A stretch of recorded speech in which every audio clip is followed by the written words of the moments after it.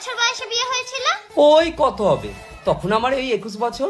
আর মায়ের? তোর মায়ের তখন বয়স ছিল 18 বছর।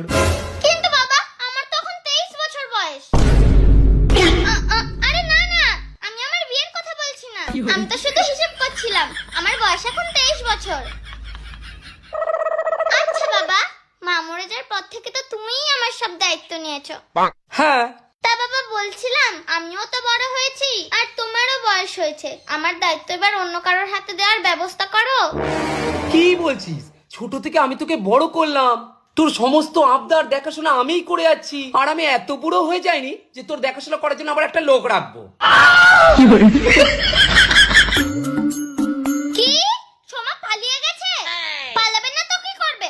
বাবা মা যদি মেয়েকে 22-23 বছর পর্যন্ত ঘরে বসিয়ে রাখে, মেয়ে আর কি করবে? জানিস তো, আমার একটা বান্ধবী আছে, ওর বয়স 23 বছর, ওর বাবা মা এমন ভান করে মনে হয় মেয়ের বয়স 12 কি 13। জানো তো বাবা, আমার ছাত্রী অনামিকা, ওর বিয়ে ঠিক হয়ে গেছে। বাহ, ভালো কথা তো।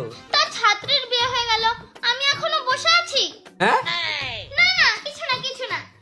আর জানো তো, নাকু কাকুর মেয়েকে কালকে দেখতে এসেছিল আর 2000 টাকা দিয়ে গেছে। বাহ, ভালো তো। ওর তো 15 বছর বয়সে বিয়ে ঠিক হয়ে গেল, আর আমার তো 23 বছর বয়স। আচ্ছা ঠিক আছে, তুই যা পুকুর থেকে জলটা নিয়ে আয় তো, জল শেষ হয়ে গেছে। আমি তো পৃথিবীতে এসেছি শুধু পুকুর থেকে জল আনার জন্য না। আমি কি বলছি তুমি তো সেটা বুঝছোই না। কেন, তুই কি বলছিস? কিছু না, যাও।